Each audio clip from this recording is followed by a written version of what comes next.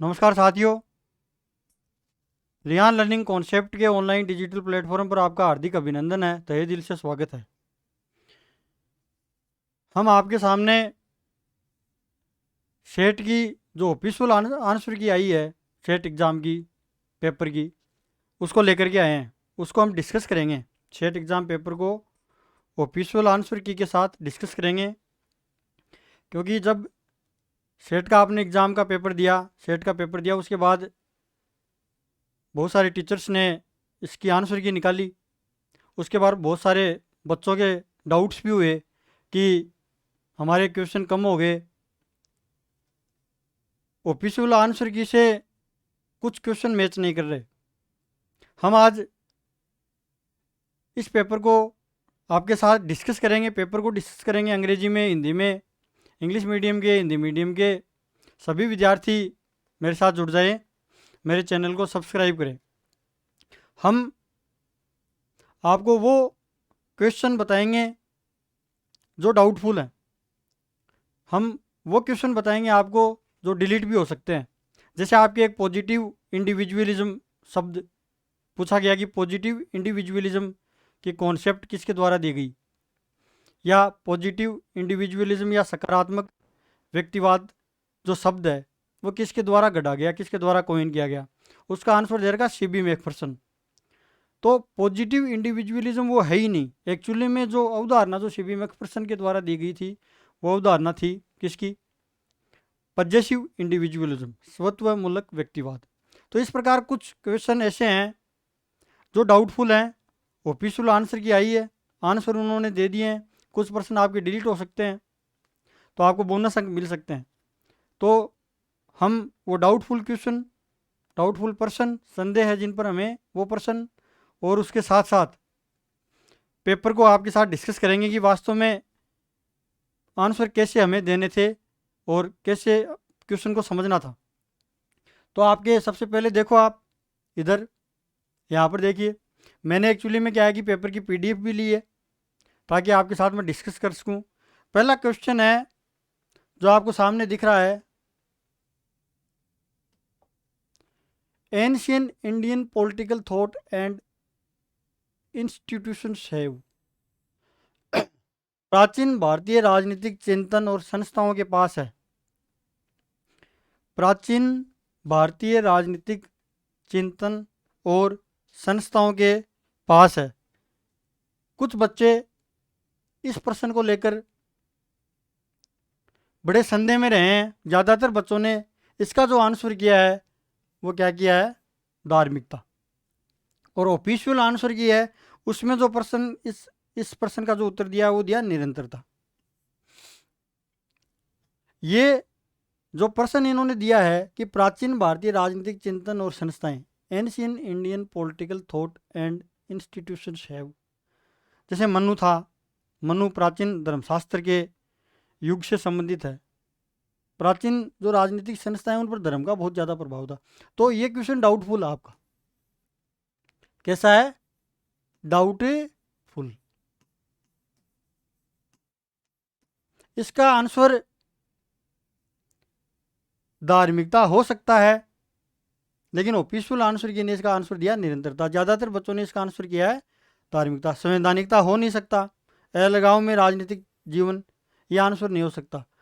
Religiosity यानी धार्मिकता का प्रभाव प्राचीन धार्मिक ग्रंथों पर था।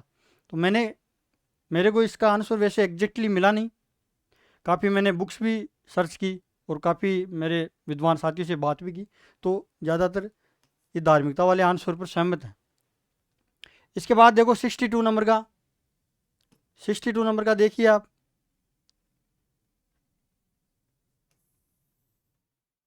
Ancient Indian political ideas were to a large extent influenced by, influenced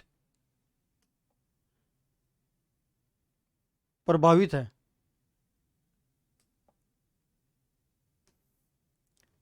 कहने का मतलब ये है कि प्राचीन भारतीय राजनीतिक विचार काफ़ी हद तक प्रभावित है। ये वही क्वेश्चन है जो फर्स्ट वाला जो क्वेश्चन हमने देखा, वो वही ये प्रश्न है।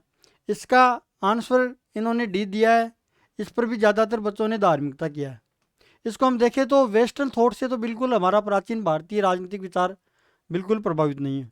देखिए आप, रिटन कॉन्स्टिट्यूशन, लिखित संविधान है ही नहीं। तो दो ऑप्शंस थे, धार्मिकता और राजशाही राज्य। प्राचीन भारतीय इतिहास हम देखते हैं, चाहे हम प्राचीन भारतीय जो राजनीतिक विचार देखते हैं, तो उस समय राजतंत्र की संख्या तो ज़्यादा थी, राजशाही राज्य ज़्यादा थे, मोनार्किल स्टेट्स थे। लेकिन ये जो विचार है, पॉलिटिकल थॉट है, जैसे मनु के ऊपर ज़्यादा प्रभाव किसका था? धार्मिकता का ही था। किसका था? धार्मिकता का। मनु ने जो लिखा है, वो धर्मशास्त्र के युग में देवी उत्पत्ति का सिद्धांत दिया है कि चारों तरफ अराजकता फैल गई थी, ईश्वर ने फिर एक राजा को नियुक्त किया जिसका नाम मनु था।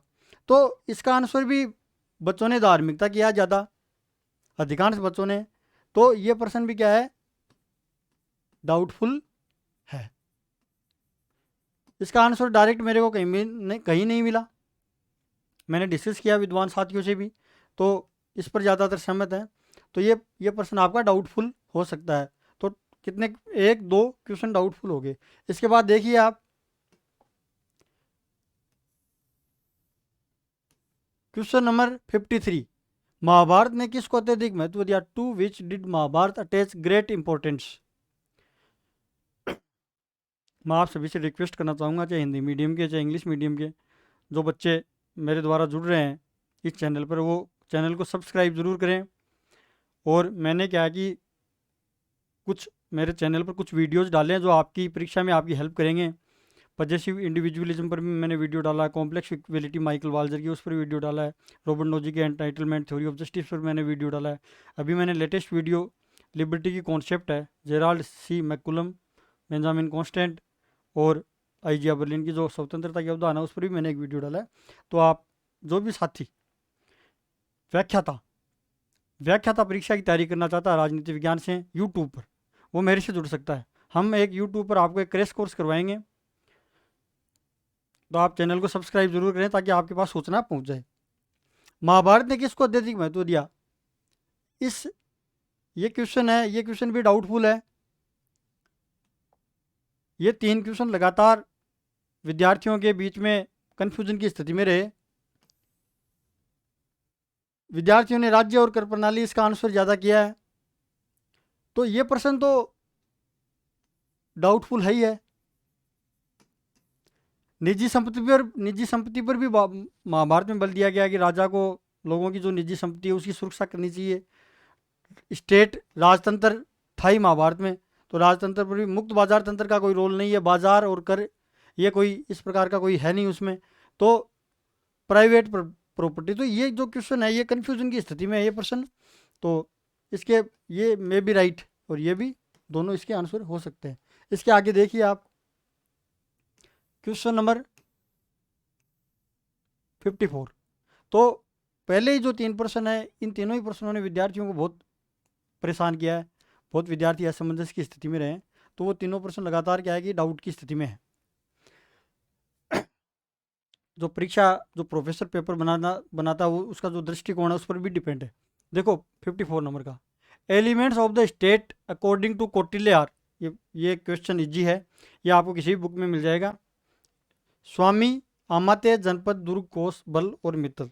54 नंबर का है कि कौटिल्य के अनुसार राज्य के तत्व स्वामी अमात्य जनपद दुर्ग कोष बल और मित्र, दंड मित्र जो भी है। ये आंसर आपको, इसका आंसर देखो स्वामी अमात्य कि जो भी सेट का अपने पेपर देखना चाहता कोई भी विद्यार्थी, आंसर की PDF हमने डाली है, तो मेरे चैनल पर आकर के वो सेट का पेपर भी देख सकता है और मेरे द्वारा बताया गया जो विश्लेषण है वो भी देख सकता है।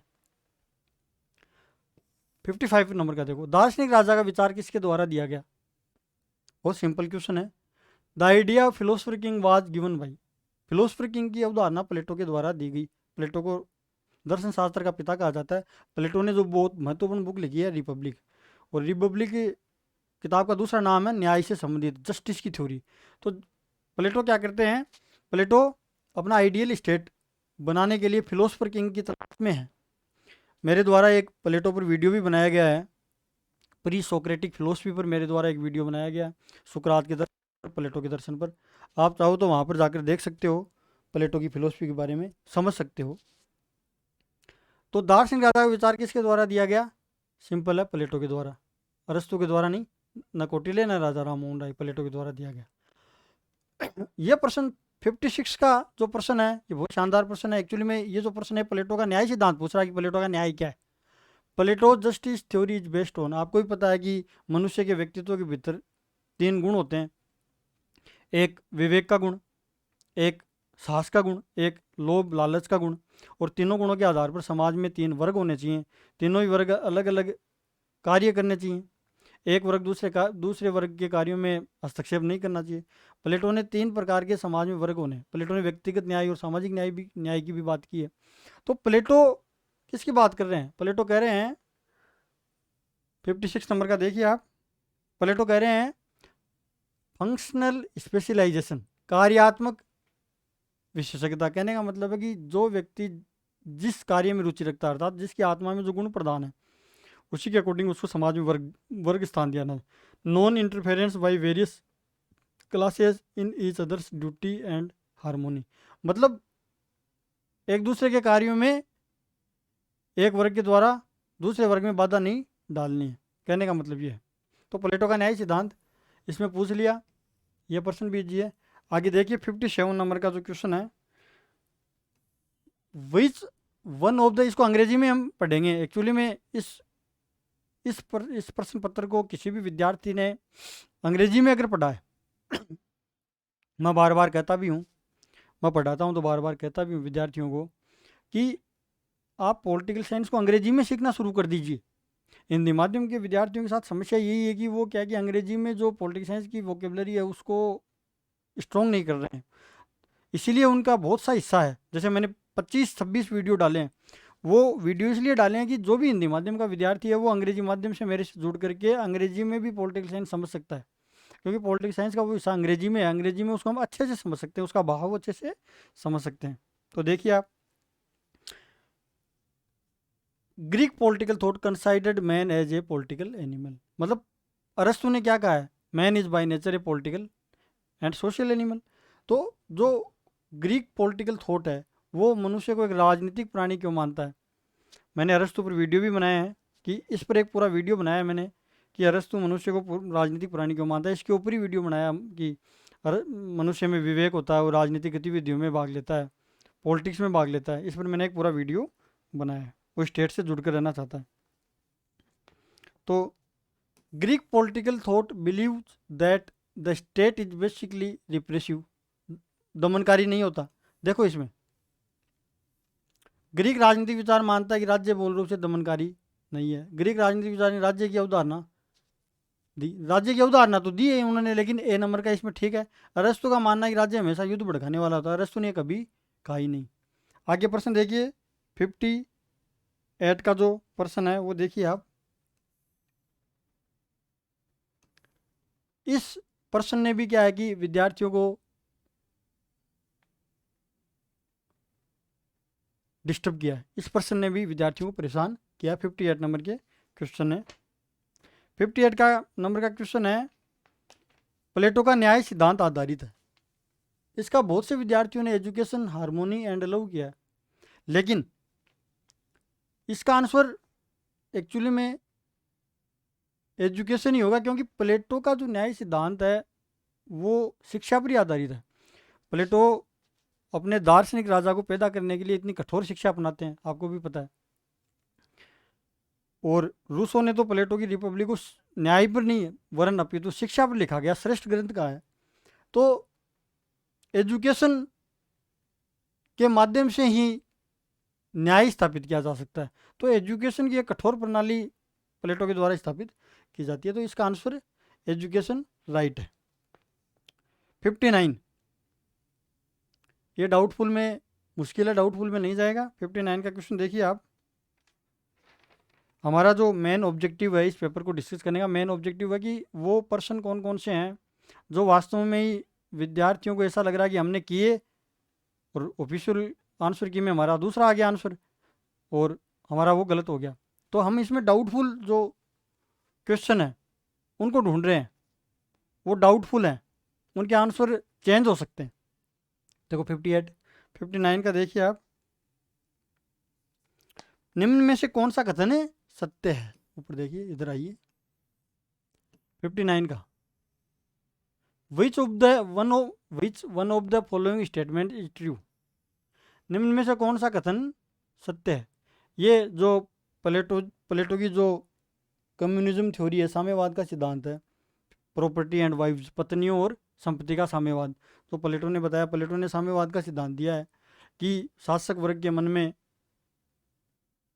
सैनिक और शासक वर्ग के मन में लालच नहीं आए, लोभ नहीं आए, बस वो भ्रष्ट नहीं हो, इसके लिए परिवार से, संपत्ति से और पत्नियों से दूर रखा है। देखो, प्लेटो का मानना कि था कि जो संरक्षक वर्ग है उसको संपत्ति व परिवार का त्याग कर देना चाहिए। संरक्षक वर्ग में कौन सा वर्ग आता है? एक तो ऑक्सिलरी क्लास, जिसको हम गार्जियन क्लास भी कहते हैं, जिसमें वॉरियर क्लास आती है, सैनिक वर्ग और जो शासक वर्ग है, इन दोनों को मिलाकर के संरक्षक वर्ग प्लेटो ने कहा है। इन दोनों को ही प्लेटो ने क्या किया है? संपत्ति और परिवार का त्याग कर देना चाहिए। और आंसर तो इसके कट गए।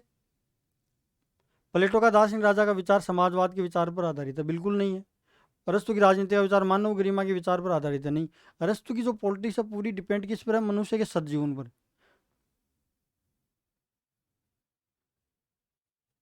अरस्तु अराजकता में विश्वास करते थे? ऐसा कुछ भी नहीं है। 60 का प्रश्न देखिए आप, प्लेटो किसके हिमायत हैं? इस पर्सन ने भी बच्चों को परेशान किया। कुछ बच्चों ने इसका आंसर दूसरा दिया है। इसमें न्याय की सार्वभौमिक अवधारणा और न्याय की विस्तृत रूप से आध्यात्मिक बहुत नज़दीकी। इस पेपर में खास बात यह है, आपने देखा होगा, एक तो अंग्रेजी में जिसने इसको पढ़ा है इस पेपर को, उसके लिए आसान रहा थोड़ा। एक हिंदी माध्यम में भी कि इसमें नज़दीकी ऑप्शंस बहुत ज़्यादा दिए हैं।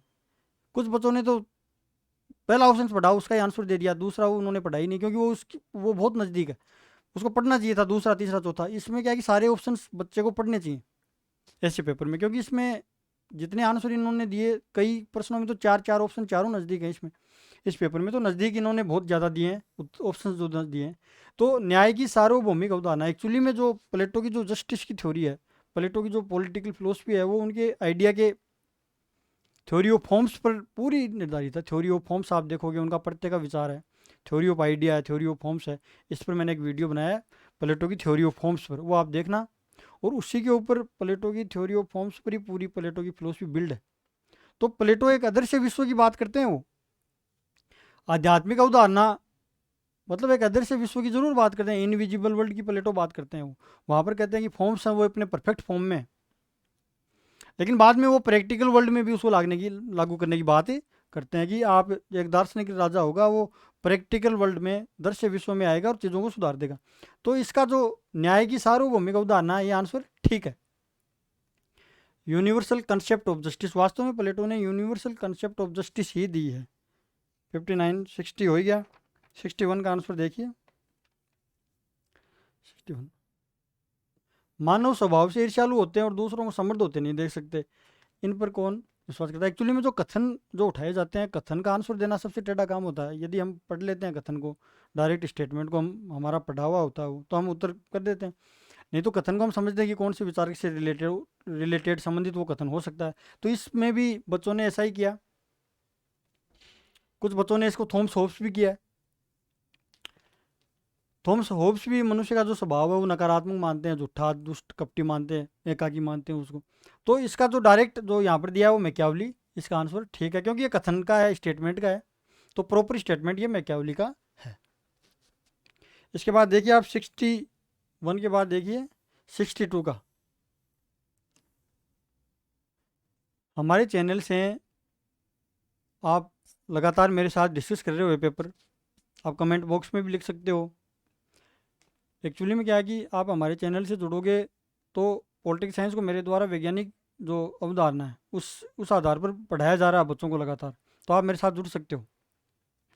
जुड़ करके कंसेप्चुअल क्लैरिटी हासिल कर सकते हो। जल्द ही हम व्याख्याता का बेस शुरू करेंगे यूट्यूब पर। अब ज़्यादा से ज़्यादा आप शेयर कर दीजिए इस चैनल को, और ज़्यादा से ज़्यादा इसको सब्सक्राइब जरूर कीजिए। विच one of the following statements regarding JS mill is correct? Actually जो जॉन स्टुअर्ट मिल थे वो नकारात्मक स्वतंत्रता के प्रबल समर्थक थे, नेगेटिव लिबर्टी के।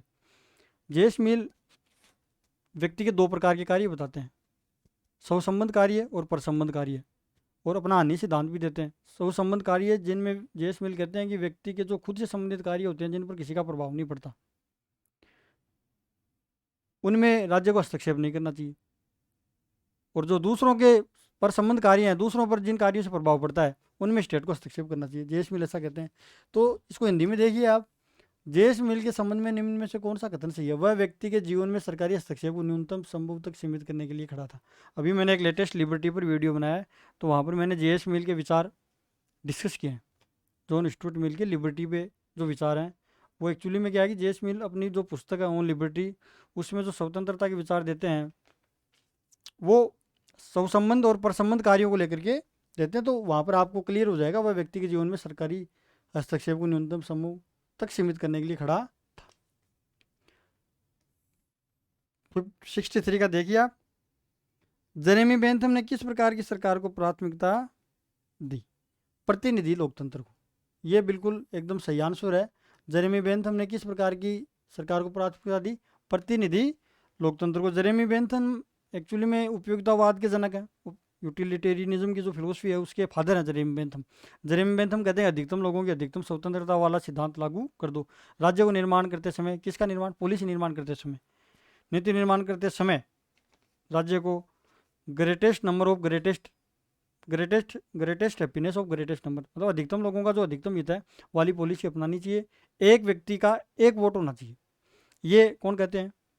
ये कहते हैं जेरेमी बेंथम। और प्रतिनिधि लोकतंत्र की बात जेरेमी बेंथम करते हैं। देखो आगे 64 का जो है वो देखिए आप,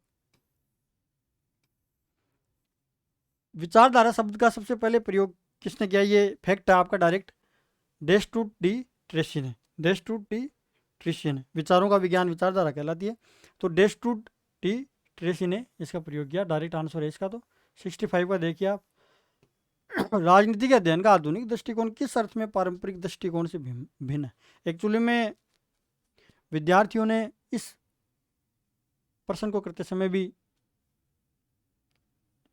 कंफ्यूजन की स्थिति में रहे। वो 3 नंबर का जो सी नंबर का ऑप्शन है वो भी इसमें टिक कराए। इसमें एक्चुअली में क्या, जो परंपरागत राजनीति का दृष्टिकोण है वो वेस्टर्न पर जो फोकस करता है, वेस्टर्न जो थिंकर्स हैं, वेस्टर्न जो एरियाज है, मतलब जो पश्चिमी एरिया है, पश्चिमी क्षेत्र है, या पश्चिमी देशों के जो इंस्टीट्यूशन है उन पर क्या है कि वो ज़्यादा बल देता है। लेकिन जो आधुनिक दृष्टिकोण है वो पश्चिम के साथ साथ जो गैर पश्चिम वर्ल्ड है, नॉन वेस्टर्न वर्ल्ड है, उस पर भी फोकस करता है। तो ये इसका आंसर हो जाएगा ए। इसके आगे देखिए, अभी 65 नंबर का गया, 66 का देखिए आप। 66 का, निम्न में से कौन सी एक चुनाव सुधारों को प्रस्तावित करने के लिए 1974 में नियुक्त तारकुंडे समिति की सिफारिश थी? आपको पता है कि 1975 में तारकुंडे समिति की सिफारिश आई। जेपी नारायण ने तारकुंडे समिति बनाई थी। किसने बनाई थी? जेपी नारायण ने। उस समय इंदिरा गांधी की सरकार देश में थी। तो बम्बई हाईकोर्ट के रिटायर्ड जज थे तारकुंडे, और उन्होंने अपनी रिपोर्ट दी। उन्होंने 3 सुझाव दिए थे। पहला सुझाव तो उनका था कि 21 से लेकर 18 वर्ष तक आयु कर दी जाए मतदाता की, जो आपके इसमें दिया हुआ बी ऑप्शन, मतदाताओं की आयु 21 वर्ष से 18 करे।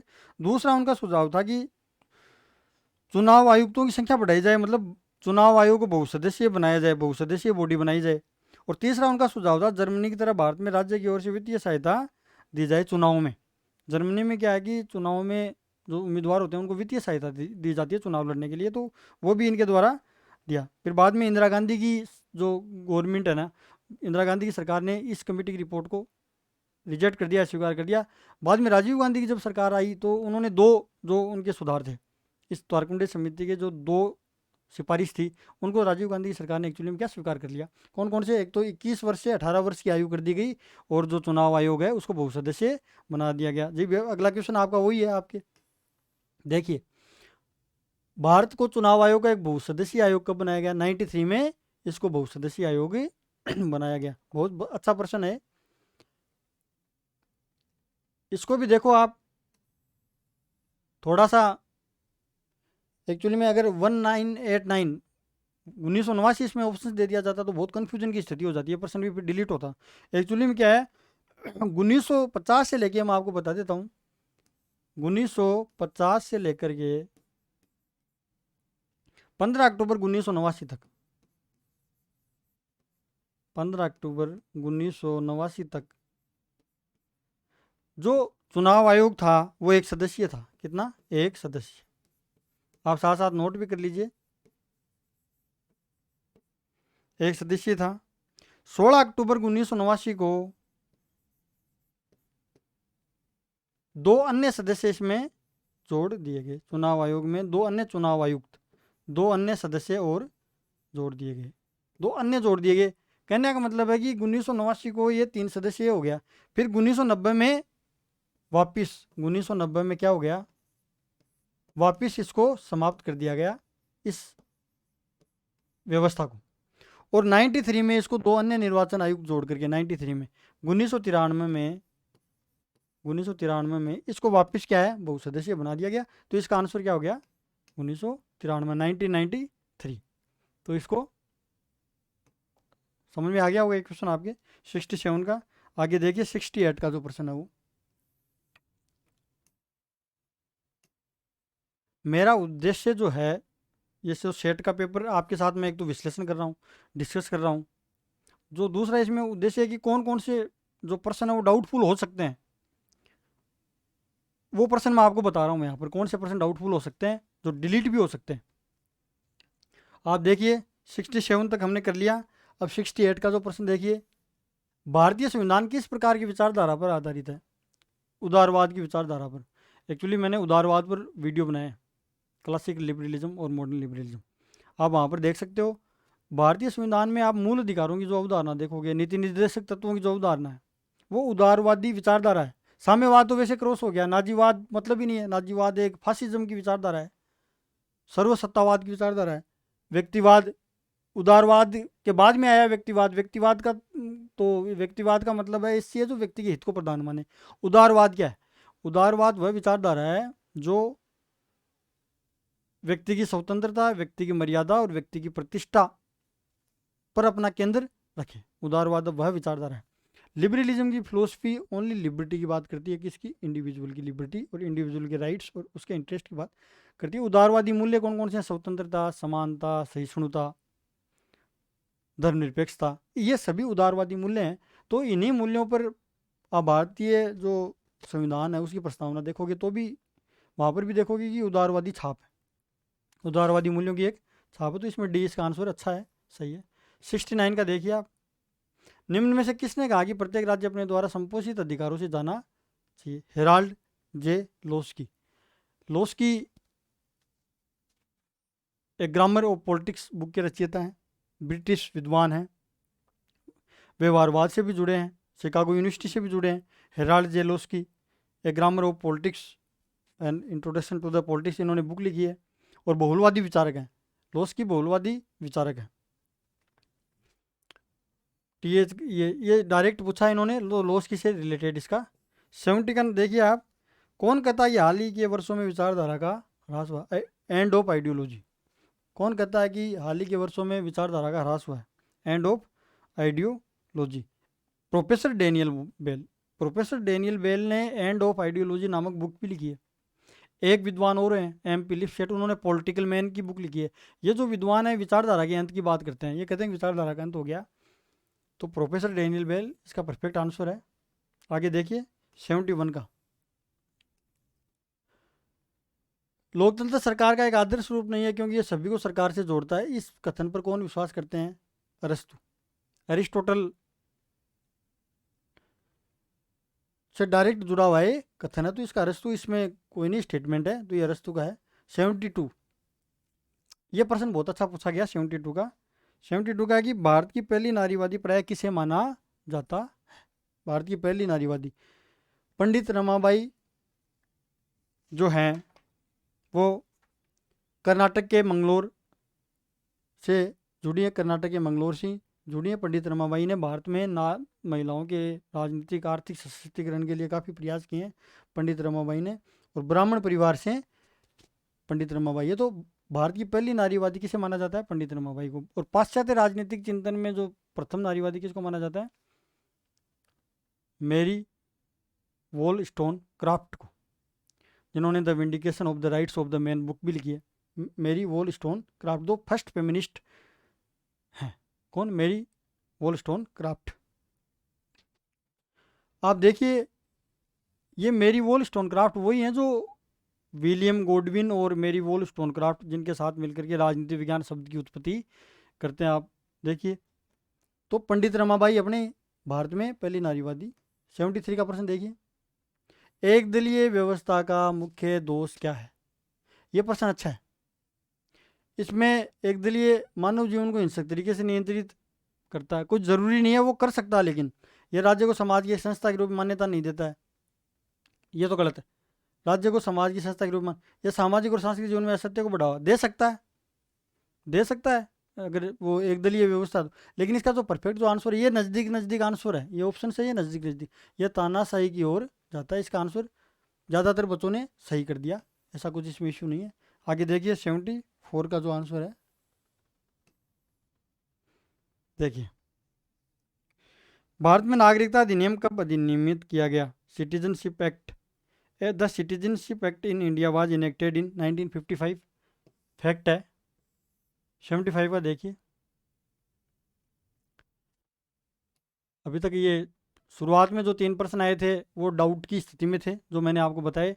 75 का देखिए आप, निम्नलिखित कथनों में कौन सा सही है? एक निरंकुश राज्य में नेता, पार्टी या राज्य को हर चीज़ का आधार बनने के लिए आदर्श बनाया जाता है। कोई भी जो मोनार्की या फिर एब्सोल्यूट स्टेट होता है, उसमें क्या होता है कि जो भी व्यक्ति होता है उसमें उसकी व्यक्ति पूजा की जाती है, उसके बारे में झूठ बोला जाता है, उसको भगवान का दर्जा दिया जाता है, उसको आदर्श बना दिया जाता है। तो ये कथन निरंकुश राज्य के लिए बिल्कुल एकदम परफेक्ट है, कोई दिक्कत नहीं है। 76 का देखिए, लोकतंत्र पारंपरिक रूप से संकट के समय निरंकुशता की ओर जाता है। मतलब कि लोकतंत्र में संविधान लागू है, डेमोक्रेसी में कॉन्स्टिट्यूशन अगर एनफोर्समेंट में है, तो जब जब संकट में आता है, सरकारी युद्ध हो जाए, भाई आक्रमण हो जाए, आंतरिक विद्रोह हो जाए, सशस्त्र विद्रोह हो जाए, तब क्या होता है कि आर्टिकल 352, 356, 360 का उपयोग किया जाता है। तो लोकतंत्र पारंपरिक रूप से आपातकाल के समय निरंकुशता की ओर जाता है। उसमें प्रधानमंत्री और मंत्रिमंडल के हाथों में सारी शक्तियाँ आई जाती हैं, आपको पता ही है। तो देखिए, ये प्रश्न भी अच्छा प्रश्न है। 77 का देखिए आप, ये जो प्रश्न है, ये प्रश्न सीधा है। स्वतंत्रता एक सुव्यवस्थित समाज के अनुरूप न्यूनतम नियंत्रण और विनियमों के साथ वांछित चीज़ें करने का अधिकतम अवसर है। तो डेमोक्रेसी के लिए परफेक्ट है। डेमोक्रेसी वह शासन प्रणाली है जो स्वतंत्रता, समानता, न्याय जैसे मूल्यों को बढ़ावा देती है। कुलीन तंत्र में कुछ नहीं है, राजशाही में तो स्वतंत्रता मिलती ही नहीं है, तानाशाही में भी स्वतंत्रता बिल्कुल ही नहीं मिलती है। तो लोकतंत्र वह शासन प्रणाली है जो स्वतंत्रता जैसे मूल्यों को सींचता है। देखो आगे देखो 78, तुलनात्मक प्रशासनिक समूह की स्थापना कब की गई? फैक्ट है 1960। सहभागी लोकतंत्र का अर्थ है पार्टिसिपेटरी डेमोक्रेसी। इससे तो सबसे पता चल रहा है कि लोगों के द्वारा ज़्यादा से ज़्यादा भाग लेना, लेकिन किसके माध्यम से? इंटरेस्ट ग्रुप, इंटरेस्ट ग्रुप और प्रेशर ग्रुप के माध्यम से। इंटरेस्ट ग्रुप क्या होता है? जिन लोगों का हित एक होता है, वो एक जगह हो जाते हैं और अपना एक ग्रुप बना लेते हैं, उसको कहते हैं इंटरेस्ट ग्रुप। और जब वो सरकार पर प्रभाव डालते हैं तो उनको हम प्रेशर ग्रुप कह देते हैं। इंटरेस्ट ग्रुप जब एक्टिव हो जाते हैं तो प्रेशर ग्रुप में बदल जाते हैं। जैसे मजदूरों का संगठन है, व्यापारियों का संगठन है, किसानों का संगठन है, विद्यार्थियों का संगठन है, ये सारे के सारे इंटरेस्ट ग्रुप भी हैं और प्रेशर ग्रुप भी हैं। तो इस समूह के माध्यम से नागरिकों की ज़्यादा से ज़्यादा भागीदारी। 79, 80 का देखिए आप, 80 का प्रश्न,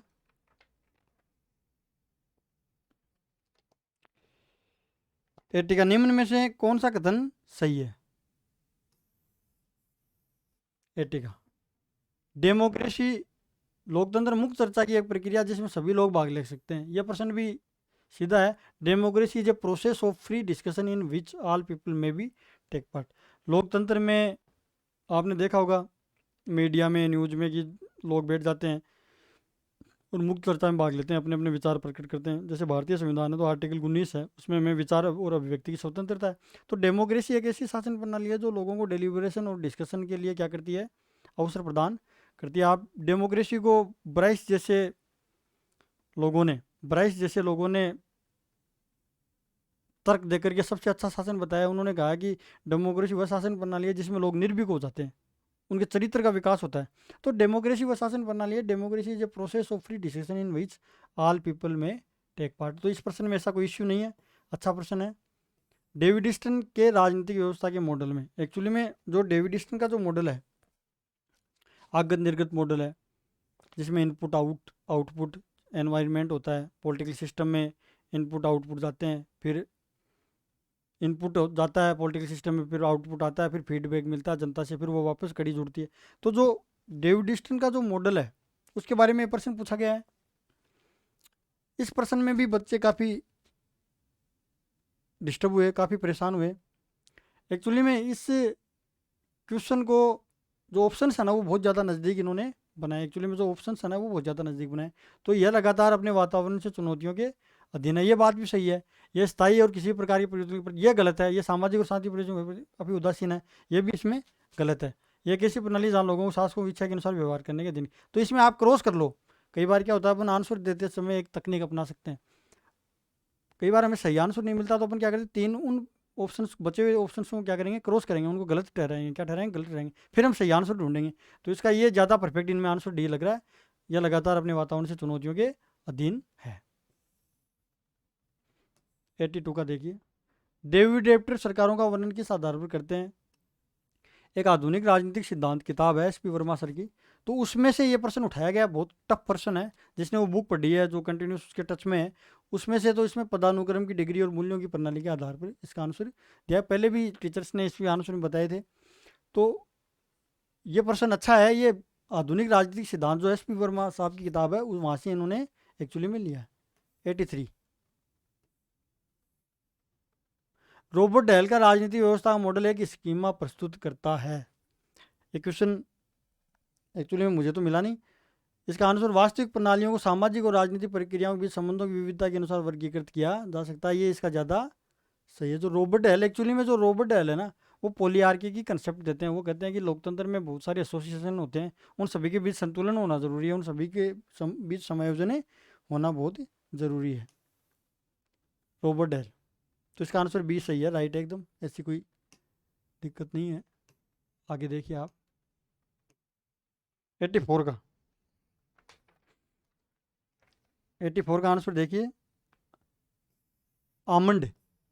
आमंड के मॉडल में राजनीतिक व्यवस्था का वर्णन जो किया गया है, आमंड ने जो स्ट्रक्चरल फंक्शनलिज्म का जो मॉडल दिया, संरचनात्मक प्रक्रियात्मक मॉडल दिया, उसमें जो भूमिकाओं को पूरा करने के संदर्भ में सभी राजनीतिक गतिविधियां, ज़्यादातर बच्चों ने इसका आंसर ठीक किया है।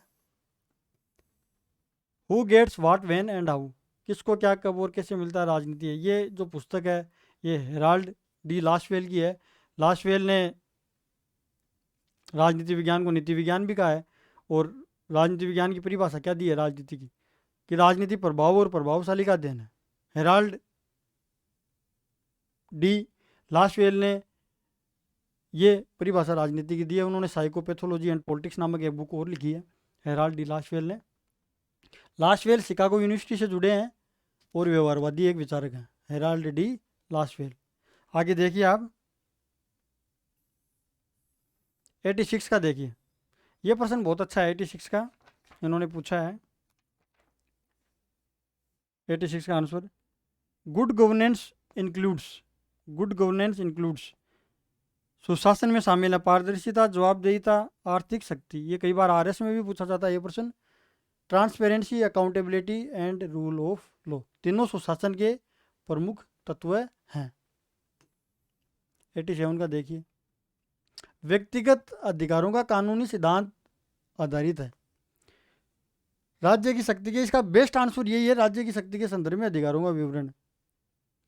पशु जीवन की मूल बातें कट गया, मानव शक्ति का सिद्धांत कट गया, कानून अंधा है कि अवधारणा। कुछ बच्चों ने इस पे आंसर किया है इसका, लेकिन इसका जो राज्य की शक्ति के संदर्भ में अधिकारों का विवरण, ये जो प्रश्न जो दिया है कानूनी सिद्धांत वाला, ये एक्चुअली में इसकी लैंग्वेज जो बनाने वाले ने वो परफेक्ट नहीं बनाई, कि पूछने का जो तरीका वो सही नहीं, इस प्रश्न का जो पूछा नहीं इसको, तो ये समझ में कम आ रहा है थोड़ा। लेकिन इसका जो आंसर है वो शीर्ष राज्य की शक्ति के संदर्भ में अधिकारों का विवरण इसका उन्होंने बताया है, ये सही है। 88 का 88 का देखिए, 1909 के भारतीय परिषद अधिनियम ने पहली बार क्या पेश किया? सांप्रदायिक प्रतिनिधित्व, पृथक चुनाव प्रणाली, मुसलमानों के लिए 5-5 सीटें विधानसभा में आरक्षित की गई थी। तो ये आप सभी को पता है, 1909 के अधिनियम में सांप्रदायिक प्रतिनिधित्व। 89 का प्रश्न देखिए आप, प्रशासन में अपनी बेहतर स्थिति और अधिक भूमिका के पक्ष में विशेषज्ञों द्वारा दिया गया तर्क है। ये प्रश्न ज्यादातर विद्यार्थियों को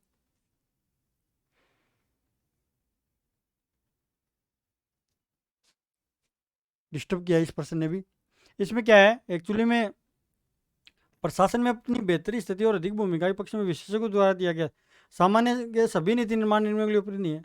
ये उन्होंने तर्क दिया है कि कुछ स्पेशल जो विभाग होते हैं उनमें विशेषज्ञों की जरूरत पड़ती है, तो वो तर्क देते हैं, ये तर्क भी देते हैं। सामान्य सरकार की सामान्य नीति के बारे में ये तो तर्क नहीं देते हो। विशेषज्ञ सरकार में निर्णय लेने की प्रक्रिया को तेज कर सकते हैं, ये बिल्कुल राइट है। तेजी से तकनीकी विकास के वर्तमान परिदृश्य में सरकार को सामान्य नियमों की आवश्यकता भी नहीं है, क्योंकि तकनीकी विकास हो रहा है तो विशेषज्ञों की आवश्यकता दिनों पर दिन प्रतिदिन बढ़ती जा रही है। तो ये प्रश्न बिल्कुल डाउटफुल हो सकता है।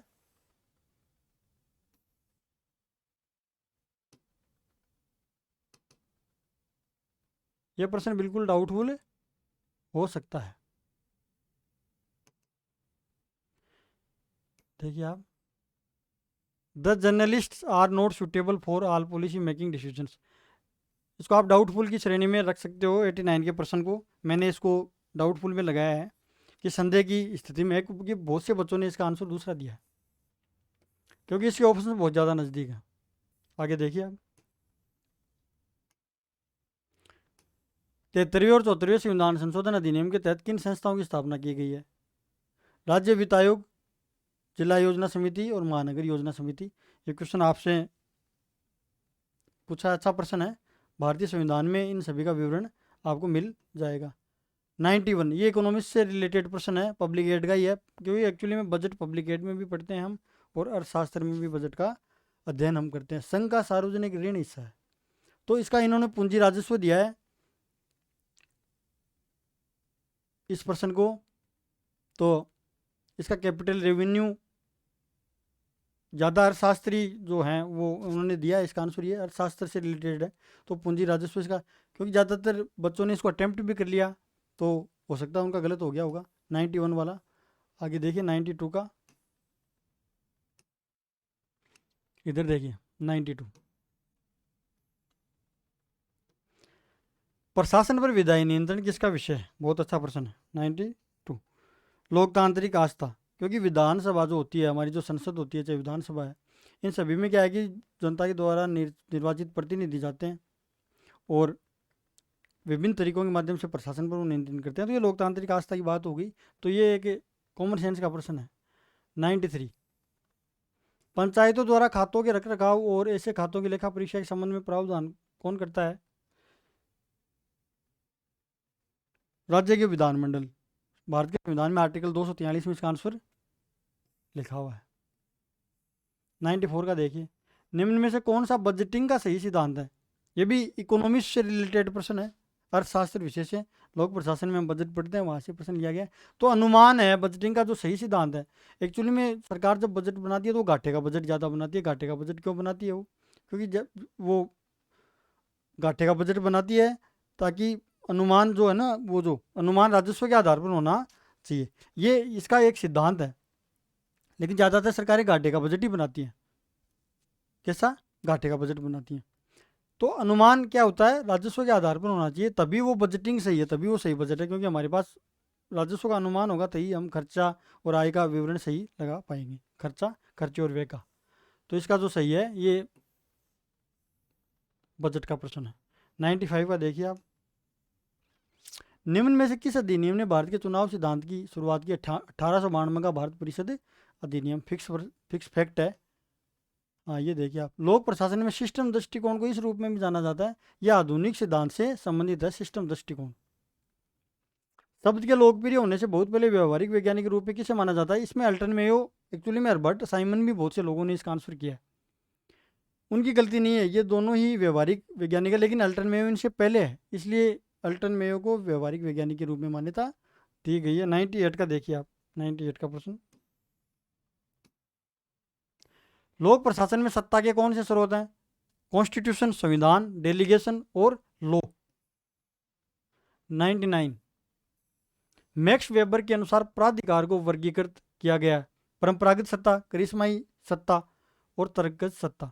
परंपरागत सत्ता बहुत पिछड़े इलाकों में परंपरागत सत्ता पाई जाती है, जहाँ पिछड़े कबीले हैं वहाँ पर क्या परंपरागत सत्ता पाई जाती है। करिश्माई ये भी पिछड़े कबीलों में पाई जाती है। इसमें करिश्माई व्यक्तित्व जिस व्यक्ति का होता है, करिश्माई नेतृत्व जिसका होता है, करिश्माई व्यक्तित्व जिसका होता है, वो सत्ता से। कानूनी और तर्क संगत सत्ता आधुनिक लोकतांत्रिक राज्यों में पाई जाती है, जहाँ पर संविधान लागू है। देखिए 100 का प्रश्न देखिए, लोक प्रशासन में विकेंद्रीकरण की योग्यता क्या है? विकेंद्रीकरण का मतलब ये है कि प्रशासन में जो शक्ति केंद्र से नीचे राज्यों की तरफ, राज्यों से नीचे स्थानीय प्रशासन की तरफ भी शक्तियों का वितरण किया जाना चाहिए। शक्तियों के अंश नीचे तक अधीनस्थों के पास भी जाने चाहिए। तो प्रशासन को अधिक उत्तरदायी बनाता है और दक्षता बढ़ाता है, क्योंकि नीचे के जो लोग हैं उनमें भी अगर शक्ति के अंश होंगे तो वो ज़्यादा दक्षतापूर्वक कार्य कर सकेंगे। 101 का प्रश्न, भारतीय संविधान की प्रस्तावना को अपने सभी नागरिकों की स्वतंत्रता को सुनिश्चित करना चाहती है। विचार, अभिव्यक्ति, विश्वास, आस्था और उपासना की स्वतंत्रता। ये तो प्रस्तावना में आपके दिया हुआ है, आप देख सकते हो। कितने नंबर का प्रश्न है? 101 का। इसको अंग्रेजी में देखते तो सीधा सीधा समझ में आता है। Thought, expression, belief, faith and worship. उपासना लिखा हुआ है, वहां उन्होंने पूजा लिख दिया इसको। 101।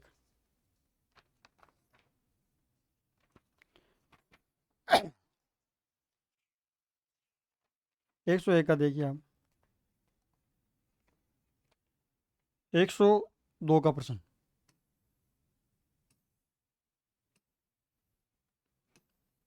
थोड़ी साइज बड़ी हो गई इसकी, तो इधर आना पड़ता है। हाँ, भारतीय नागरिकों में मौलिक अधिकार संबंधित हैं।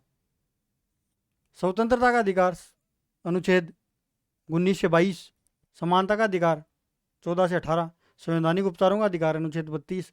तो संवैधानिक उपाय और शोषण के खिलाफ अधिकार अनुच्छेद 23 और 24। ये जो अनुच्छेद हैं इनसे संबंधित, मौलिक अधिकारों से संबंधित अनुच्छेद हैं, तो इनमें आपको ज़्यादा सोचने की जरूरत नहीं है। 103। भारतीय संविधान में पंचायतों कितने कार्य सौंपे गए हैं? 29। नगर पालिकाओं को 18। 104 का देखिए आप, भारतीय संविधान की अनुसूची 5 को छोड़कर सभी राज्यों के आदिवासी क्षेत्रों पर लागू होता है। असम, मेघालय, त्रिपुरा और मिजोरम। बिल्कुल परफेक्ट है, कोई दिक्कत नहीं है इस प्रश्न में। 105 का देखिए, भारतीय संविधान की अनुसूची 12 को शक्तियां, अधिकार और उत्तरदायित्व 12 नगर पालिकाओं से रिलेटेड है और 11 पंचायत से संबंधित है। अनुसूची 11। अनुसूची 1 से 12 तक आपको अध्ययन करनी चाहिए। अनुसूची 1 से 12 बहुत इंपॉर्टेंट है और बहुत एग्जाम में इनके प्रश्न पूछे जाते हैं। अनुसूची आपके लिए बहुत महत्वपूर्ण है। 107 का, एविडाइसी के अनुसार संविधान के निर्माण का आधार क्या है? यह प्रश्न भी एक्चुअली में मिला नहीं मुझे, तो इसका आंसर प्रक्रियात्मक कानून ज़्यादातर विद्यार्थियों ने किया है इसका आंसर, कुछ ने इसका मौलिक मानव अधिकार इन्होंने दिया है इसका आंसर, तो इसका मेरे को तो मिला नहीं इसका आंसर। तो प्रश्न तो सही है, कोई दिक्कत नहीं है। 108। 108 का देखिए, निम्न में से कौन सी संवैधानिक संस्थाएं हैं? चुनाव आयोग, यूपीएससी, जीएसटी परिषद, 279 एमए, राज्य वित्त आयोग। ये सभी संवैधानिक संस्थाएं हैं। ये तो कॉन्स्टिट्यूशन का प्रश्न है। 109 का प्रश्न देखिए आप, भारतीय संविधान में राज्यों और संघ के बीच कार्यात्मक विभाजन किसके द्वारा? अनुसूची 7 में 3 प्रकार की सूचियां दी गई हैं, संघ सूची, संवर्ती सूची और राज्य सूची। संघ सूची में 97 विषय दिए गए हैं, केंद्र के जो विषय हैं जो महत्वपूर्ण है। राज्य सूची में राज्यों के विषय दिए गए हैं। संवर्ती सूची में केंद्र और राज्यों के अधीन आने वाले विषय दिए गए हैं। तो अनुसूची 7 में इसका डिवाइडेशन किया गया है। 110 का प्रश्न देखिए, 5/8/2019 को भारतीय संविधान के अनुच्छेद 370 ये अभी भी मौजूद है भारत के संविधान में, आप देख सकते हो वेर एक्ट में। बदल दिया गया, वास्तव में प्रभावी बना दिया गया और अभी भी संविधान में बना हुआ है। बदल तो इसको दिया गया है और यह प्रभावी है।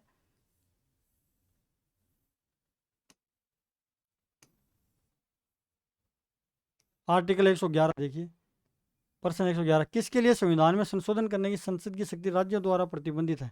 तो इसका आंसर हो जाएगा अनुच्छेद 54, अनुच्छेद 55, अनुच्छेद 73, अनुच्छेद 162 और अनुच्छेद 241। यह आपके संविधान से प्रश्न दिया गया है कि संविधान में संशोधन करने की संसद की शक्ति राज्यों द्वारा भी प्रतिबंधित की गई है, अर्थात आधे राज्यों का अनुमोदन भी लिया जाना जरूरी है। 112 का देखिए, आसियान के सदस्य देशों ने किस खतरे के बारे में एक आम धारणा साझा की? कुछ ने इसका पूंजीवाद आंसर बताया, ऐसा कुछ ही नहीं है। जो कम्युनिज्म है, साम्यवाद, तो शीत युद्ध के दौरान भी आपने देखा होगा कि सोवियत संघ के द्वारा साम्यवादी विचारधारा का जो प्रचार प्रसार किया गया था, तो ये पूंजीवाद से रिलेटेड देश हैं, तो इन्होंने साम्यवाद के प्रति एक साझा खतरे की बात की है। 113 का प्रश्न देखिए आप। विश्व व्यापार संगठन के ढांचे के भीतर भारत ने किसके लिए लगातार प्रयास किए हैं? अमीर देशों द्वारा कृषि सब्सिडी में कमी। हमारी जो लड़ाई है वो कृषि सब्सिडी को लेकर के है। 114 का प्रश्न देखिए आप। 2013 में विश्व व्यापार संगठन में भारत द्वारा किस संधि को अस्वीकार कर दिया गया? ये पुराना काफ़ी क्वेश्चन है। तो व्यापार सुविधा समझौता हुआ था, उसको अस्वीकार कर दिया किसने? भारत ने। 114। अंतर्राष्ट्रीय राजनीति में किस संगठन को विश्व सरकार की बैकडोर एंट्री के रूप में जाना जाता है? इन्होंने इसका विश्व व्यापार संगठन दिया है। तो देखिए आप, इसका मेरे को मिला नहीं आंसर। एक्चुअली में इसका आंसर संयुक्त राष्ट्र संघ, यूएनओ को थ्रो हो सकता है, मे बी पॉसिबल। इन्होंने इसका विश्व व्यापार संगठन आंसर दिया है, तो ये भी डाउटफुल हो सकता है, डाउटफुल की श्रेणी में जा सकता है। मुझे इसका आंसर मिला नहीं। 116 का देखिए प्रश्न। निम्न कथनों में से कौन सा सही है? ये गूगल पर सर्च कर लीजिए आप, अंतर्राष्ट्रीय राजनीति के जो करंट अफेयर्स के उनमें देख लीजिए। भारत के पास संयुक्त राज्य अमेरिका और यूरोपीय संघ दोनों के साथ व्यापार अधिशेष है। बिल्कुल सही है, ऐसी कोई दिक्कत नहीं है। 117 का।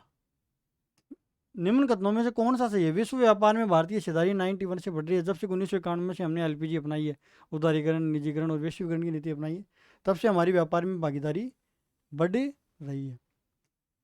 लोकतंत्र में लोग जवाबदेही की मांग कैसे करते हैं? चुनाव के माध्यम से। चुनाव में तो सिर्फ हम डायरेक्ट वोट देने के लिए जाते हैं और सक्रिय रहते हैं। केवल बजट नोट, केवल सड़कों पर आंदोलन के माध्यम से, ऐसा कुछ नहीं है। सड़कों पर आंदोलन के माध्यम से मांग तो कर सकते हैं, लेकिन जो परफेक्ट आंसर है नागरिक समाज के कार्यों के माध्यम से। सिविल सोसाइटी सरकार से अलग होती है, लेकिन लोगों का एक संगठन होता है जो सरकार के द्वारा मान्यता प्राप्त होती है। नागरिक समाज के कार्यों के माध्यम से हम ज़्यादातर लोकतंत्र में लोग जवाबदेही की मांग कर सकते हैं। लोकतंत्र वह शासन प्रणाली है जिसमें लोग अपने चुने हुए प्रतिनिधियों को वापस भी बुला सकते हैं। ऐसा राइट टू रिकॉल का भी कई देशों में अधिकार दिया गया। तो इसका ये सही है, नागरिक समाज के कार्यों के माध्यम से। 119 का देखिए। राष्ट्रीय हरित न्यायाधिकरण की स्थापना कब हुई? 2010 में। बिल्कुल परफेक्ट है। इधर देखिए 120 का प्रश्न। भारतीय संविधान में 42वें संशोधन द्वारा किसकी स्थापना का प्रावधान किया गया है? प्रशासनिक अधिकरणों की जो स्थापना है वो भारतीय संविधान में 42वें संशोधन द्वारा ही की गई है। तो इसका आंसर हो जाएगा प्रशासनिक न्यायाधिकरण। बिल्कुल सही है। 121 का प्रश्न देखिए आप। रॉबर्ट हेल लोकतंत्र के साथ कैसा व्यवहार करते हैं? रॉबर्ट हेल एक्चुअली में बहुल तंत्र यानी पोलियार्की की कॉन्सेप्ट देते हैं। वो कहते हैं कि लोकतंत्र में विभिन्न एसोसिएशन और ऑर्गेनाइजेशंस होते हैं, उनके बीच में समन्वय होना चाहिए। तो यह एक तंत्र है जिसका आवश्यक कार्य संतुलन बनाए रखना है, ताकि वितरणात्मक न्याय का सिद्धांत अबाधित रहे। मुक्त बाजार समाज लोकतांत्रिक व्यवस्था के लिए सबसे उपयुक्त 122 का प्रश्न है। ये मिल्टन फ्रीडमैन एक नव उदारवादी विचारक भी कह सकते हैं, इन्हें स्वेच्छा तंत्रवादी भी कहते हैं, जो नेगेटिव लिबर्टी के सपोर्टर है मिल्टन फ्रीडमैन। ये एक्चुअली में फ्री सोसाइटी की बात करते हैं मिल्टन फ्रीडमैन। मुक्त बाजार समाज लोकतांत्रिक व्यवस्था के लिए सबसे उपयुक्त है। फ्री मार्केट सोसाइटी वह सोसाइटी होती है जिसमें बाजार स्वचालित होता है, मांग और पूर्ति के नियम के अनुसार बाजार स्वचालित होता है। 122 का। 123 का देखिए आप। ये प्रश्न देखिए आप।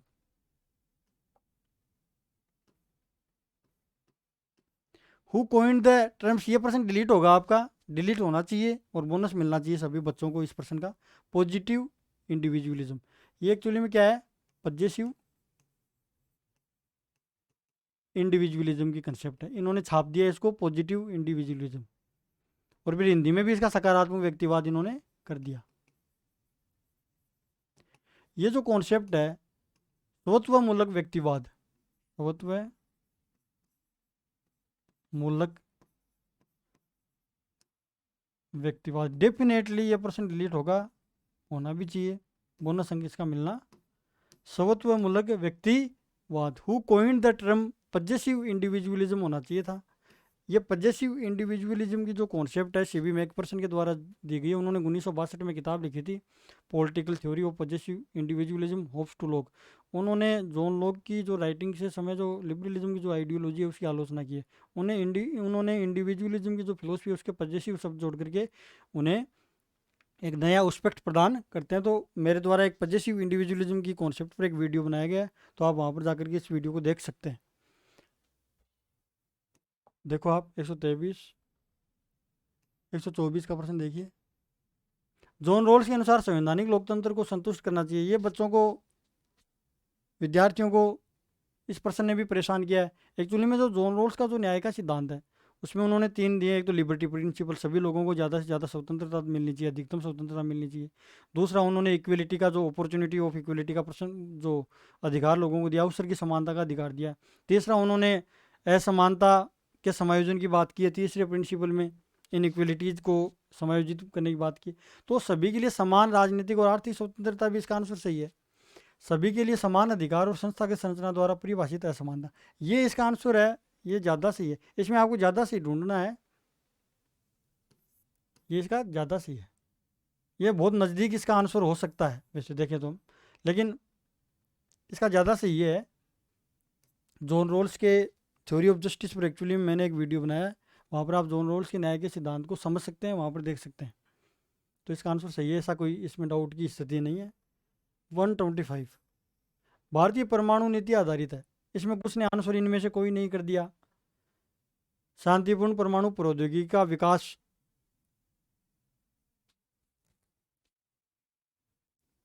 बिल्कुल जो हमने परमाणु, जो हमारी जो न्यूक्लियर पॉलिसी, हमने नो फर्स्ट यूज़ का जो सिद्धांत अपनाया है, न्यूनतम परमाणु प्रतिरोध का जो सिद्धांत अपनाया है, जिस देश के पास परमाणु बम नहीं है उसके ऊपर हम परमाणु हमला नहीं करेंगे, ये इस प्रकार के हमने सिद्धांत अपनाए। तो इसको एक आदर्शमूलक व्यवस्था तो है देखें तो हम, लेकिन इसको आंसर हम सही मान सकते हैं, शांतिपूर्ण परमाणु प्रौद्योगिकी का विकास। 126 का प्रश्न देखिए। भारत के परमाणु सिद्धांत में मूलभूत सिद्धांत शामिल है। पहले उपयोग नहीं, गैर परमाणु राज्य के खिलाफ कोई उपयोग नहीं, न्यूनतम परमाणु प्रतिरोध, ऐसी कोई दिक्कत नहीं है। 1972 का 2 जुलाई 1972 को जो शिमला समझौता हुआ था, उसमें भारत और पाकिस्तान शांतिपूर्ण तरीकों से अपने मतभेदों को सुलझाने का संकल्प लेते हैं। 128 का प्रश्न, संघर्ष समाधान के शांतिपूर्ण तरीकों में शामिल है बातचीत, मध्यस्थता और सुलह, ऐसी कोई दिक्कत नहीं है। 129 टू ट्रीटीज ऑफ गवर्नमेंट, ये पुस्तक जॉन लॉक के द्वारा लिखी गई है। जॉन लॉक को उदारवाद का पिता भी कहा जाता है, और उन्होंने सामाजिक समझौते की एक संकल्पना दी है, और उसके द्वारा राज्य की उत्पत्ति भी उन्होंने बताई है जॉन लॉक ने। तो क्लासिकल लिबरलिज्म की जो फिलोसफी है उसके ऊपर हमने एक वीडियो बनाया है, वहाँ पर आप देख सकते हो। जॉन लॉक की जो सोशल कॉन्ट्रैक्ट थ्योरी है उसको भी हमने डिस्कस किया है। तो टू ट्रीटीज ऑफ गवर्नमेंट, इसी किताब में वो एक्चुअली में क्या है कि सोशल कॉन्ट्रैक्ट थ्योरी देते हैं अपनी जॉन लॉक। जो रॉबर्ट फिल्मर की जो थ्योरी है, डिवाइन थ्योरी, उसको रिजेक्ट करते हैं जॉन लॉक। तो इसका आंसर जॉन लॉक हो गया। आगे देखिए 130 का प्रश्न, भारतीय संविधान की कौन सी विशेषता गैर संघीय के रूप में इसका प्रतिनिधित्व करती है? मजबूत केंद्र और एकल नागरिकता, इसमें ऐसा कोई इश्यू नहीं है। लोकतंत्रों को एंग्लो अमेरिकन और महाद्वीपीय यूरोपीय प्रकारों में गैब्रियल लामंड ने वर्गीकृत किया है, इसमें भी कोई इश्यू नहीं है। 132 का प्रश्न देखिए, गैब्रियल आमंड के मॉडल में एंग्लो अमेरिकन और राजनीतिक प्रणाली में, एक्चुअली में जो एंग्लो अमेरिकन जो राजनीतिक प्रणाली है उसमें जो उदारवादी मूल्य हैं वो परिलक्षित होते हैं, लिबरल वैल्यूज़ हैं, वहाँ पर वो मिलेंगे आपको। स्वतंत्रता है, समानता है, ऐसे मूल्यों का महत्व देखेगा तो एक व्यक्तिगत स्वतंत्रता और जन कल्याण के आधार पर बहुमूल्यवान राजनीतिक संस्कृति द्वारा अभिलक्षित होते हैं। अधिनायकवादी राजनीतिक व्यवस्था की मूल विशेषता क्या है? ये प्रश्न देखिए, ये प्रश्न आपका डाउट की स्थिति में जा सकता है, आप ध्यान से देखिए इसको। एक तो इसका इंग्लिश वर्जन देखिए, मैं इधर इसको सेलेक्ट कर देता हूँ। इंग्लिश वर्जन देखिए, वॉलंटियर एसोसिएशन आर नॉट, इधर देखिए, are not allowed to exist, freedom of speech and expression, इसको दिया है इन्होंने। और इसके बाद में देखिए आप, स्वैच्छिक संघों को अस्तित्व की अनुमति और भाषण और व्यक्ति स्वतंत्रता नहीं। यहाँ पर तो विद्यार्थी क्या कंफ्यूज हो गए, इसका तो ऑप्शंस है, उसकी वजह से विद्यार्थी कंफ्यूज हुए, तो ये प्रश्न डिलीट हो सकता है, इस प्रश्न को डिलीट होना चाहिए। 133 का प्रश्न हम डाउटफुल की स्थिति में रखते हैं, इसमें डाउटफुल, क्योंकि ऑप्शंस जो दिया है विद्यार्थियों को, उस ऑप्शंस की वजह से अंग्रेजी में उसको दूसरा लिख रहा है, हिंदी में दूसरा लिख, उसकी वजह से वो क्या है कि कंफ्यूज की स्थिति में, डाउट की स्थिति में जा सकता है। 133 का प्रश्न। आगे देखिए आप, political rights are related with, क्या होते हैं पॉलिटिकल राइट्स? राजनीतिक अधिकारों का मतलब है राजनीतिक गतिविधियों में व्यक्तियों द्वारा भाग लेना, उम्मीदवार बनना, चुनाव लड़ना, मत देना, सरकार की आलोचना करना, सरकार की गतिविधियों में भाग लेना। तो राज्य के मामले में नागरिकों की भागीदारी बिल्कुल एकदम सही है। 135, व्यक्तिगत अधिकारों का आनंद और रक्षा। एक अधिकार है, अधिकारों का समूह स्वतंत्रता कहलाती है। तो व्यक्तिगत अधिकारों का आनंद और रक्षा कब होती है? जब राज्य के द्वारा कानूनी सुरक्षा उन्हें प्रदान की जाए। ये जो प्रश्न है इसको अंग्रेजी में देखिए आप, 136 के प्रश्न को, इसको मैंने काफ़ी ध्यान से पढ़ा और फिर मैंने सोचा कि बच्चों के साथ मैं ज़रूर इसको डिस्कस करूं, तो आप भी कमेंट बॉक्स में ज़रूर डालना कि वास्तव में मैंने गलत समझा है या फिर कुछ और बात है। देखो आप, which one of the following statements has wrongly been attributed to Aristotle. Attributed का मतलब है आरोपित किया गया।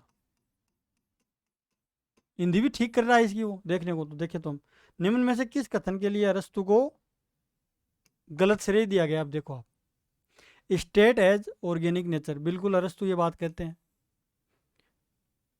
स्टेट हैज ऑर्गेनिक नेचर, बिल्कुल अरस्तु ये बात कहते हैं। State is rational institution created by human beings for their own welfare. State, अरस्तु ये बात कभी भी नहीं कहते एक्चुअली में, लेकिन मान सकते हैं कि पहले फैमिलीज बनी, परिवार बने, परिवारों से ग्राम बने, ग्राम से राज्य बना।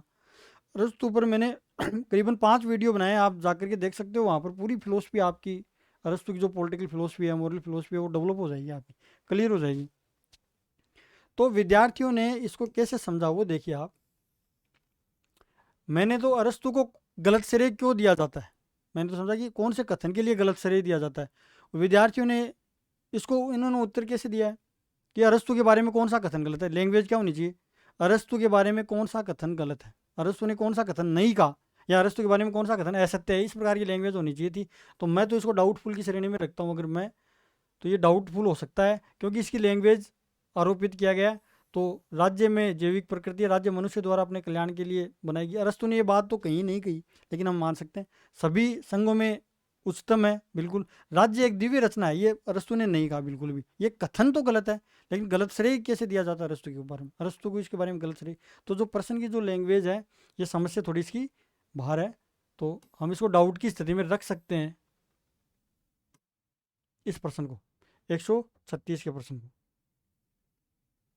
137 का देखिए आप, किस संवैधानिक प्रावधान के तहत भारत में पंचायती राज निकायों के चुनाव होते हैं? आर्टिकल 243 के, बिल्कुल फैक्ट है, संविधान का प्रश्न है। मैकियावली को निम्न में से किस कथन के लिए गलत श्रेय दिया गया? अंग्रेजी में पढ़िए, which one of the following statements has been wrongly attributed, आरोपित किया गया है। तो इस प्रश्न को भी देखो आप, इन्होंने दिया है, एक राजकुमार को साधनों की नैतिकता के बारे में चिंता करनी चाहिए, ये मैकियावली ने कब कह दिया है? मैकियावली ने तो कभी कहा ही नहीं। तो ये तो वैसे ही क्रॉस हो गया। कानून बनाने की प्रक्रिया के लिए राज्य को नैतिकता की आवश्यकता नहीं है, राजा को बिल्कुल नैतिकता के पालन की आवश्यकता नहीं है अगर राज्य के हित की बात है तो। ये तो मैकियावली ने कहा। राज्य के 2 कोड मैकियावली ने बिल्कुल बताए, व्यक्तिगत नैतिकता अलग बताई है, राजा की नैतिकता अलग बताई। राजकुमार भूमि के कानून से ऊपर है, ये भी मैकियावली ने बताया, लेकिन गलत श्रेय दिया गया। तो ये प्रश्न आपको डाउटफुल रखना चाहिए, क्योंकि प्रश्न पूछने का जो तरीका है वो बिल्कुल भी सही नहीं है, क्योंकि ज़्यादातर बच्चों ने इसको ये उत्तर कर दिया ए, एक राजकुमार को साधनों की नैतिकता के बारे में। इसको ध्यान से पढ़ो आप, इस प्रश्न को गलत श्रेय दिया गया।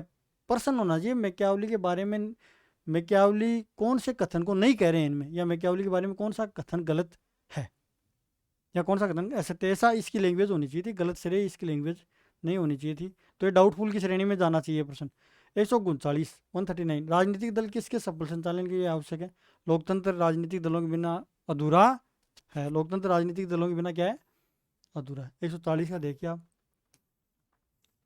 प्रत्येक चुनाव का मुख्य लाभ है, इसमें बहुत नज़दीक की जो ऑप्शंस दिए हैं, लोग अपने लाभों के बारे में जागरूक होते हैं, लेकिन इसका बेस्ट ऑप्शन है प्रतिनिधि लोगों के प्रति अधिक उत्तरदायी बन जाते हैं। इसका देखिए 141 का अनुच्छेद 371 में नागालैंड राज्य के लिए विशेष प्रावधान दिए गए। नागालैंड में नागाओं के सामाजिक धार्मिक रीति रिवाज उनके प्रावधान इसमें दिए गए हैं। बिल्कुल परफेक्ट आंसर है। 142 का देखिए संविधान में संशोधन करने की संसद की शक्ति अनुच्छेद 368 में 2 तरीके दिए गए हैं। 143 भारतीय संविधान के तहत कुछ वर्गों से संबंधित विशेष प्रावधान किन पर लागू होते हैं? अनुसूचित जाति, अनुसूचित जनजाति और पिछड़ा वर्ग। बिल्कुल सही है, कोई दिक्कत नहीं है। भारत एक धर्मनिरपेक्ष राष्ट्र है। अनुच्छेद 25 से 28 धार्मिक स्वतंत्रता का अधिकार है। 29-30 अल्पसंख्यकों के लिए संस्कृति और शिक्षा का अधिकार दिया गया है। मतलब 25 से 30 तक जो अनुच्छेद है उनमें धर्मनिरपेक्षता का मूल भाव छुपा हुआ है। 100 किस संविधान संशोधन के 145 किस संविधान संशोधन के माध्यम से देश में आंतरिक गड़बड़ी के लिए आपातकाल घोषित करने की शक्ति को उठा दिया गया और सशस्त्र विद्रोह। 44वें संविधान संशोधन। 146 का देखिए आप प्राधिकार का स्वीकृति सिद्धांत कहता है कि वरिष्ठ के अधिकार की वैधता आधारित है अधीनस्थों द्वारा स्वीकृति पर। बिल्कुल सही है, कोई दिक्कत नहीं है। लोकतांत्रिक समाज में खुले या सार्वजनिक मतदान का समर्थन किसने किया? JS मील ने। 148 नेतृत्व की लोकतांत्रिक शैली बिल्कुल मानव संबंध सिद्धांत पर आधारित है या सहभागी शैली को किसके द्वारा उजागर किया? पब्लिक एड का प्रश्न है। राजनीतिक विचारधारा के पतन का कारण है वैश्वीकरण और अंतर्राष्ट्रवाद। बिल्कुल, क्योंकि वैश्वीकरण के कारण क्या है कि पूरा विश्व एक ग्राम बन चुका है, भौगोलिक सीमाएं समाप्त हो चुकी हैं, तो विचारधाराएं भी धीरे धीरे कमजोर पड़ती जा रही हैं। लास्ट प्रश्न देखिए भारत के संविधान में निहित व्यक्तियों के मौलिक अधिकार। ये प्रश्न बिल्कुल डिलीट होना चाहिए। इस प्रश्न को आप ध्यान से देखिए, मेरे साथ पढ़िए। भारत के संविधान में निहित व्यक्तियों के मौलिक अधिकार संविधान, ध्यान से पढ़िए मेरे साथ, इस प्रश्न को ध्यान से पढ़िए और कमेंट बॉक्स में कमेंट जरूर डालना। लास्ट प्रश्न है संविधान अधिकार नहीं देता है, अधिकार तो हमें संविधान ही देता है। संविधान सभा के सदस्यों ने संविधान लिखा था, लेकिन अधिकार व्यक्तियों द्वारा संविधान में लिखे गए। इस प्रश्न को इन्होंने आंसर मान लिया। कौन से व्यक्तियों के द्वारा? संविधान सभा के सदस्यों के द्वारा जरूर लिखे गए हैं। संविधान हमें अधिकार तो देता ही है, हम बार बार पढ़ते हैं संविधान में कितने अधिकार लोगों के, तो अधिकार तो संविधान भगवान का उपहार है और इसे स्वीकार किया जाना चाहिए। गलत। संविधान अधिकार देता है और यदि संविधान संशोधन द्वारा दिए गए अधिकार वापस लिए जाते हैं इसे सभी द्वारा स्वीकार किया जाना चाहिए। ये ऑप्शन इसका सी ठीक हो सकता है कि ज़्यादातर बच्चों ने इसका ऑप्शन सी ही किया है, सी ही किया। लेकिन इस पर भी मैं बताता हूँ संविधान अधिकार देता है यदि संविधान संशोधन द्वारा सारे अधिकार ले लिए जाएँ, स्वतंत्रता का अधिकार, शोषण का विरुद्ध अधिकार, धार्मिक स्वतंत्रता का अधिकार हमसे छीन लिया जाए तो हमें स्वीकार कर लेना चाहिए। क्या कर लेना चाहिए? ये ऑप्शन देते समय बनाने वाले का दृष्टिकोण समझ में आया नहीं मुझे तो। देखिए आप, तो स्वतंत्रता का, समानता का अधिकार है, विचार और अभिव्यक्ति स्वतंत्रता का अधिकार है, क्या छीन सकता स्टेट? नहीं छीन सकता संविधान। फिर डी संविधान राज्य के लिए मौलिक है। मौलिक तो होता ही राज्य के लिए, लेकिन संविधान सर्वोच्च होता है। राज्य सर्वोच्च है, न कि समाज और व्यक्ति। हमारे समाज और व्यक्ति को भी महत्व दिया गया, तो ये प्रश्न बिल्कुल डिलीट होना चाहिए। इसकी जो लैंग्वेज है वो मैंने आपको बता दी। तो मेरा जो उद्देश्य है, एक तो पहला जो उद्देश्य था वो सेट का जो एग्ज़ाम का पेपर है उसका एनालिसिस करना, इसके जो क्वेश्चन आंसर है वो आपके साथ डिस्कस करना, और जो डाउटफुल जो क्वेश्चन है मैंने आपको बताए, और आप कमेंट बॉक्स में ज़रूर डालना कि वास्तव में स्थिति क्या है आपकी। और मेरे द्वारा जो अब आगामी समय में व्याख्याता की तैयारी करवाई जाएगी, यूट्यूब पर ही एक क्रैश कोर्स डाला जाएगा आपके लिए, क्लासेस डाली जाएंगी, तो आप सब्सक्राइब ज़रूर कर लें इस चैनल को। मेरा वीडियो देखने के लिए आप सभी को बहुत बहुत धन्यवाद। Thank you so much.